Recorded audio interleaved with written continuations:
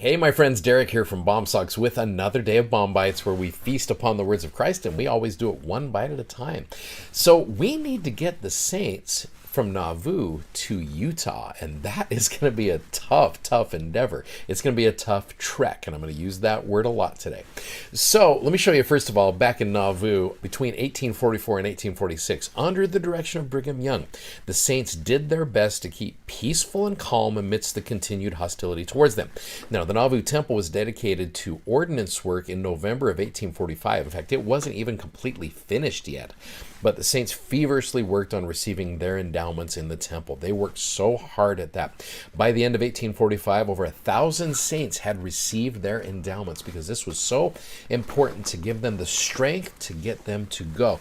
They didn't even get a chance to use that temple very much, but they used it for what it was needed for, and then they hightailed it out of there just because of persecution. Well, one of the coolest prophecies that Joseph Smith gave, now let me back up a little bit to 1842. Okay, so Joseph Smith said this: the saints will continue to suffer much affliction and will be driven to the Rocky Mountains. Now, keeping in mind, they had to leave the country. The United States at that point went to Missouri. And so in order to really get far away in the West, where none shall come to hurt or make afraid, they had to leave the country. And so they're heading to the Rocky Mountains. Many will apostatize. Others will be put to death by our persecutors or lose their lives in consequence of exposure or disease. And some of you will live to go and assist in making settlements and build cities and see the saints become a mighty people in the midst of the Rocky Mountains. Okay? Well, this whole experience, this pioneer trek, if you will, let me show you kind of what it looked like. This is known as the quote-unquote Mormon Trail, right? So you go basically 1,300 miles, and over a period of time, more than 70,000 pioneers made this trek to there. Now, I want to pause, and I want to take you that first 300 miles, more or less, which takes you to a place called Council Bluffs, okay? Let me show you what that 300 miles, that first 300 miles looked like, and it was crazy.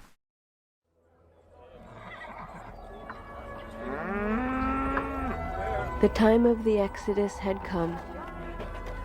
We turned our faces west to our great and unknown journey to a new land west of the great rivers, to where we would plow and plant and build the kingdom anew.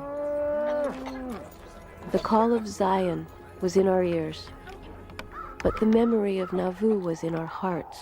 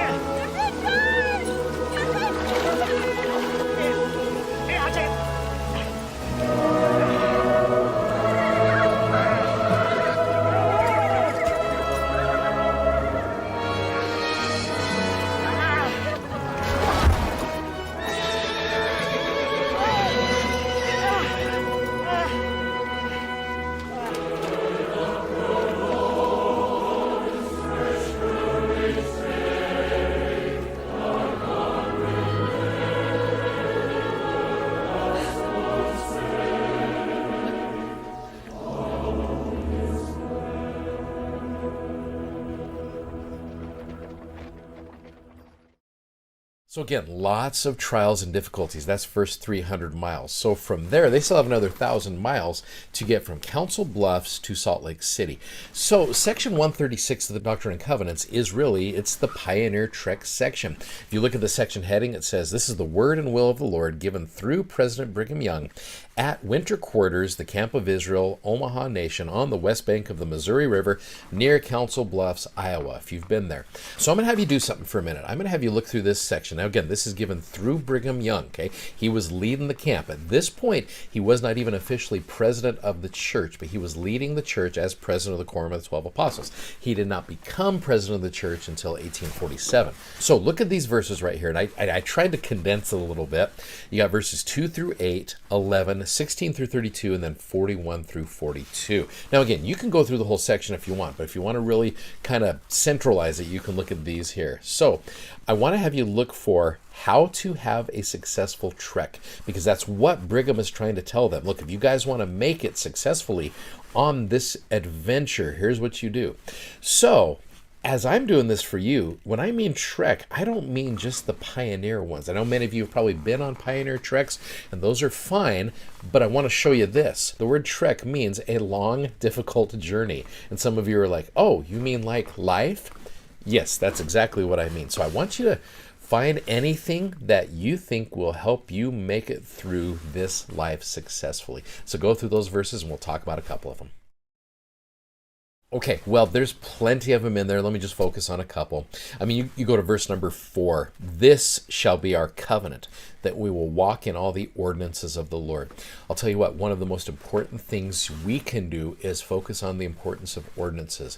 What ordinances have we had, and what is our next ordinance that we need to look forward to and prepare for properly? So this shall be our covenant. We do this. That becomes literally us walking in those ordinances and staying on that covenant path, as you've heard that phrase many times. I love verse number 11. There's some cool symbolism here if you want to look at it this way. "And if you do this with a pure heart in all faithfulness, ye shall be blessed. You shall be blessed in your flocks and in your herds and in your fields and in your houses and in your families." You know, you could look at that very much to what we go through. You know, you stay faithful, you will be blessed in not only your spiritual affairs, but your temporal affairs. And it doesn't mean you're going to be filthy rich, but it means the Lord will provide and help you as you stay faithful. And you go down to verses 31 and 32. "My people must be tried in all things, that they may be prepared to receive the glory that I have for them, even the glory of Zion. And he that will not bear chastisement is not worthy of my kingdom. Let him that is ignorant," meaning without knowledge, "let him learn wisdom by humbling himself, calling upon the Lord his God, that his eyes may be open, that he may be see, and that his ears open, that he may hear." There are great messages for you and I through this. Let me finish with just a little quote from Elder Neil A. Maxwell, and I love this. He said, "Moreover, Latter-day Saints need to remember that we who live now are being called upon to work out our salvation in a special time of intense and immense challenges. The last portion of this dispensation of the fullness of times, during which great tribulation will occur, the elect will almost be deceived, and unrighteous people will be living much as they were in the days of Noah. It will be a time of polarization." Now you're seeing this. This was years ago that Elder Maxwell said this. "Therefore, though we have rightly applauded our ancestors for their spiritual achievements, and do not and must not discount them now, those of us who prevail today will have done no small thing. The special spirits who have been reserved to live in this time of challenges and who overcame will one day be praised for their stamina by those who pulled handcarts." And I love that, because you've got all of a sudden, you know, these pioneers, you and I look at these pioneers thinking, you guys are amazing. Pioneers looking at us going, you guys are amazing. There's a mutual respect there for the things that we are all trekking through in this life. So anyway, I hope that helps you out. Hope this has been a good week for you as we've studied about Joseph Smith and a little bit of that preparation leading us through this pioneer trek. So anyway, you guys have a great week, and thanks so much for watching. Thanks for subscribing, and thanks for sharing these messages. Go check out our amazing gospel themed socks at bombsocks.com, and we'll see you next time. Godspeed. Bye-bye.